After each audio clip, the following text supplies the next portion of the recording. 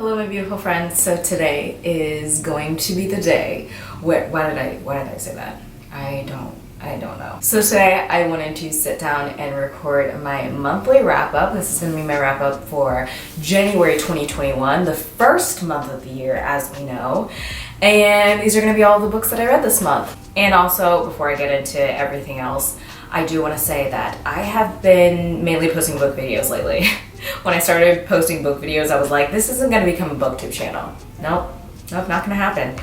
And slowly but surely, that's kind of been what has been happening.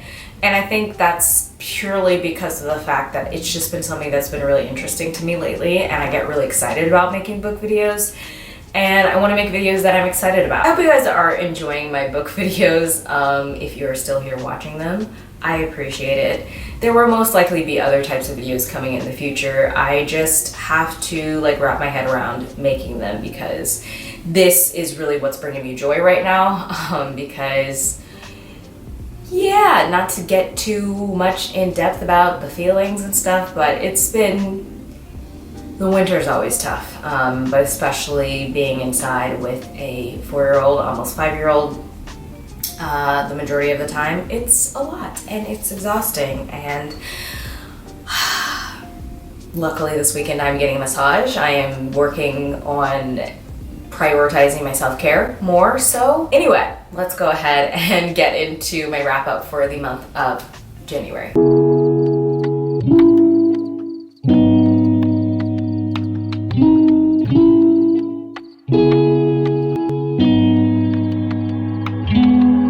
This month I ended up reading, let me count them. I read 8 books this month, yay, which I was really excited about. I wasn't sure how it was gonna go reading wise because I kind of got into a little bit of a slump and slowed down a lot when it came to my reading. I just wasn't really reading anything that I was super excited about, I guess. I don't know, I kind of just wasn't excited about anything, to be perfectly honest. To kind of get the smaller books out of the way, I have been reading the Avatar: The Last Airbender graphic novel comic book series, and I finished the Rift ones this month, so I finished the Rift 1, 2, and 3. I didn't really like these as much as I liked the other ones. I think I still gave most of them 5 out of 5 stars because, I don't know, I think I need to update my rating system because I don't know if it's as accurate as I would like it to be when it comes to how I feel about a book. I definitely did like the discussion of Aang wanting to bring in or maintain the relationship with the spirit realm and tradition and things that really make up their culture and our culture in general is a very good discussion on that. And then Toph kind of wanting to be more progressive and wanting to move forward and look towards the future. And I appreciated that discussion, but I think what it really came down to is I just really don't like Toph. I just really don't like her. I didn't like her in the series. I watched it again with my child last year and I still really didn't like her. And I feel like all of the stuff that was going on in the story, the negative things that were happening because she just wasn't listening and she was being super stubborn, which I guess is the perfect representation of her, being an earthbender and stuff. She's just very grounded and stubborn and doesn't want to move. And also she is a child, so, that makes sense. But it was my favorite. I liked the parts with Aang and learning about the history and stuff like that. Obviously the artwork was great, but I definitely liked The Search and The Promise a lot more. I think The Search was probably my favorite. I didn't read those all in order at one time. I read them throughout the month whenever I kind of wanted to have a quick read, but I just wanted to mention them all together because why not? But the next book that I read was The Hobbit by J.R.R. Tolkien. This is a series that I have been wanting to read or reread, or read. Some of them reread and some read for a while now. I think I talked about it in my 21 books that I want to read in 2021 video. Actually, hold on, let me get got them from thrift books, and so the editions that I have aren't my favorite. This is the edition of The Hobbit that I have right here. I read it on my tablet and it was totally fine. I did not say that at the beginning of this video, but the majority of books that I do read, I do end up reading on my tablet, my Kindle Fire tablet. And I just enjoy reading that way, but that will change in the very near future. So heads up about that. But anyway, I did read The Hobbit. I had read this a long time ago, like when I was younger. And I remember really liking it. And The Lord of the Rings was just something that I grew up with. Me and my sister really enjoyed it. I remember running around an apartment that we lived in with my sister and pretending to be Gollum. If I had a choice to stay in the Shire or go on an adventure, I'd probably stay in the Shire, to be perfectly honest. Also, it felt like there were no points where I felt bored. There was no point where they were talking about like, kind of like the more history aspect of like what had gone on in the past in order to bring them to where they were at that point to be making their journey. I didn't find that boring whatsoever, and I'm not sure why that is. I'm not sure if it's just the storytelling or if I just love Lord of the Rings, but yeah, I really enjoy that. So I actually ended up watching the first Hobbit movie the other night, and I actually really enjoyed it. From what I remembered, because I'm pretty sure I saw the first one before, from what I remembered previously, I didn't like it at all. I thought it was trash, but I actually really enjoyed it and kind of was taking it for what it was. And it was entertaining and cute and like kind of gave me the same feelings that the book actually gave me. It felt really nostalgic. It's obviously a epic high fantasy. It's very, very high fantasy, and it was just super immersive, and it was exactly what I needed when I was reading it. It just felt like a warm hug. I don't know why, but it felt like a warm hug. I think it was like the nostalgic feeling of the fact that I have read it previously. But yeah, I love The Hobbit. It was so good, and I am very excited to read the rest of the series and also watch the movies. And for The Hobbit by J.R.R. Tolkien, I did end up getting that 5 out of 5 stars because I absolutely loved it. I actually listened to this in audiobook. I've been listening to this for a while, to be perfectly honest, but I finally finished it this month, and that is The Lady of the Rivers. And this is kind of confusing. Okay, so this is the first of the Tudor novels by Philippa Gregory. I love Philippa Gregory's book. I know that as far as historical fiction, her books aren't, the most well-written in the world, but like, I live for like the drama and also the historical aspects of it that aren't necessarily fully true, but I like it. I like that there's like a little bit of magical realism thrown in there as well. It's a long series, and it's like series inside of series, so like you can read them in multiple different orders, but I'm reading it from starting at The Lady of the Rivers, and then next I'm reading The White Queen, and then The White Princess and all that, so on and so forth, or The Red Queen. I don't really remember. I also watched The White Queen a while ago and really enjoyed that show. All of this being said, this is about the mother of the White Queen. So if you've seen this TV show series, The White Queen, I think it was a mini series, then this is about her mother, which I think that she is absolutely, like, she's really interesting to me. Her name is Jaquetta, and it's about her life and her growing up, and then it leads up into her daughter's life, and I loved how the end of the book led into the next one. I don't know why, but it just like tickled me and made me happy inside, and that was a weird sentence. I enjoyed it. I enjoyed that transition there. Okay, let's talk about this. Let's just dive right in. The next book that I read was These Violent Delights by Chloe Gong. This has been something that I've heard so many people talking about.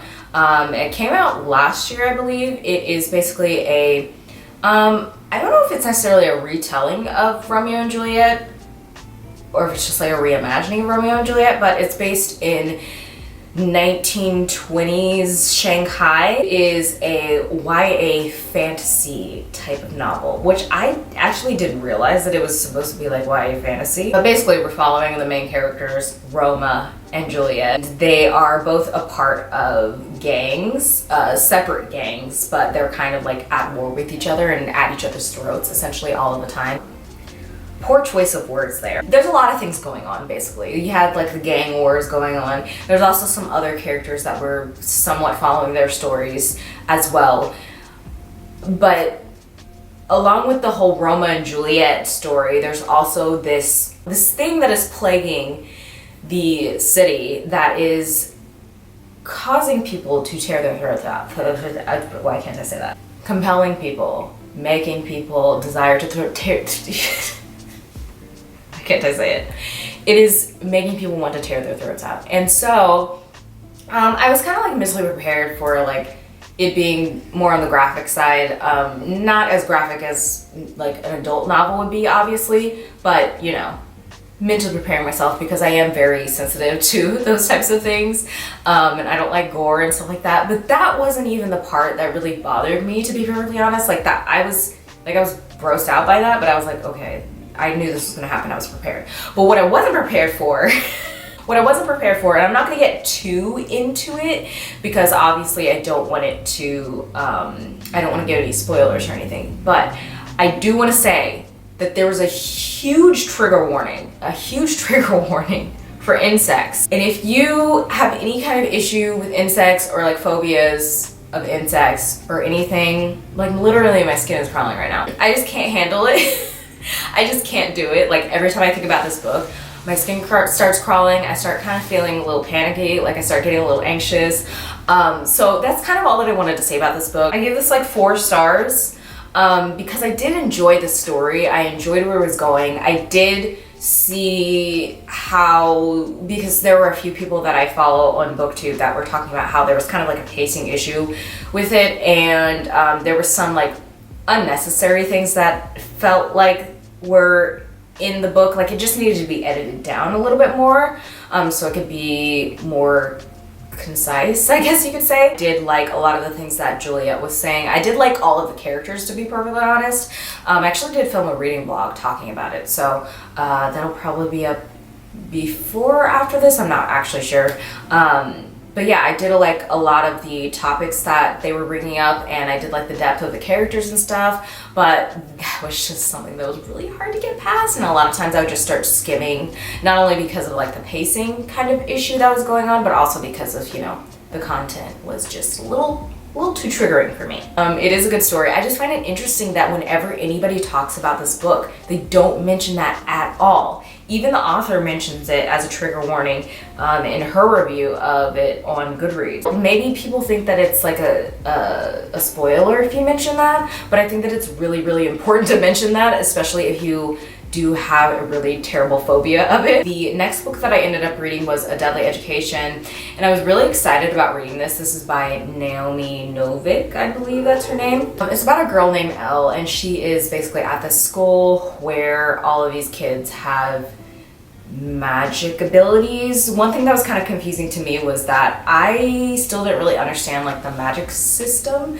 I understood like vaguely how it worked, but I don't know, I just needed a little bit more information, which kind of doesn't really make any sense going into my next point, which was the fact that I felt like, again, there was like some kind of pacing issues, and I felt like it just needed to be edited a little bit more because there was a lot of like her thinking and talking in her head about stuff going on, and I just felt like a lot of it was really repetitive and unnecessary, and I was honestly bored most of the way reading this book.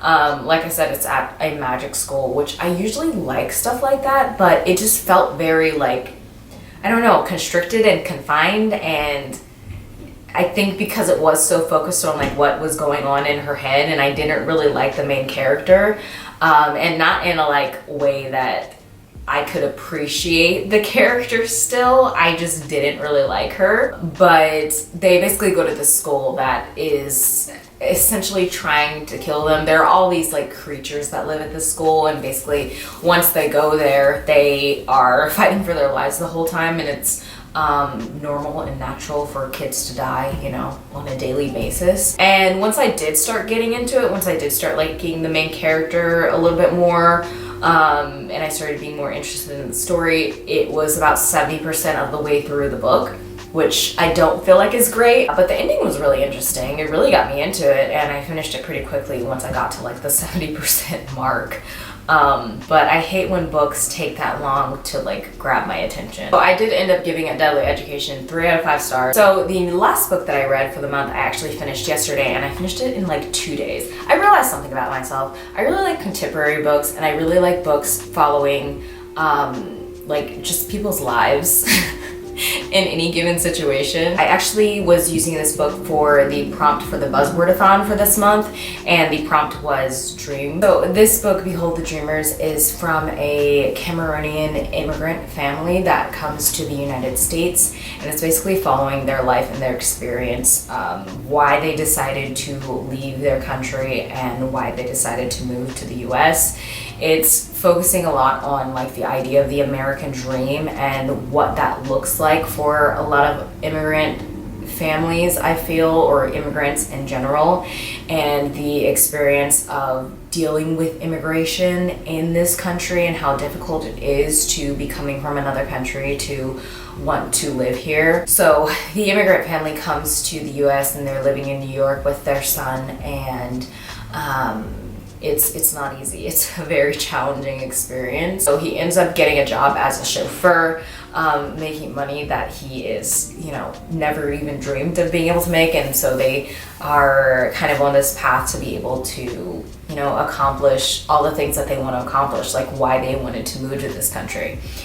And so we're not only looking at their family and their experience and all the things and challenges that they're dealing with, but we're also kind of looking at the white family that he is the chauffeur for, and then eventually the woman that he's married to kind of works for them as well, for a period of time. Just so much range and so much depth in everything that was spoken about, and it was all written so beautifully. I love seeing the relationship between the mother and her friends that were also from Africa, and they basically had already become US citizens, and so their kind of perspective on everything that was going on. I appreciate it immensely, because being able to read the perspective of someone that I wouldn't necessarily, obviously I don't have that experience, so I think that stories like this are extremely important, because it just gives you more insight into what other people may be feeling or going through, and yeah, I think that it's really important, and I felt like it was a good kind of segue into my month of February, where I'm going to be reading all books by Black authors, and I'm excited to read more by this author. It was just a really good kind of study on, like I said, the American dream and like what home is, and family and marriage and relationships, and also like being not only an immigrant in this country, but being a Black person in this country. I really love the story. I loved it so much, and like I said, I'm excited to read more by this author. I'm gonna wrap this up. I hope you guys enjoyed this video. Let me know what you guys read in the month of January, and if you are excited about any of these books that I read, if you maybe want to add them to your list, I would love to hear about that. But yeah, I hope you guys have a beautiful rest of your day. I hope you're finding joy in whatever way it is that you can, and I will see you later. I love you.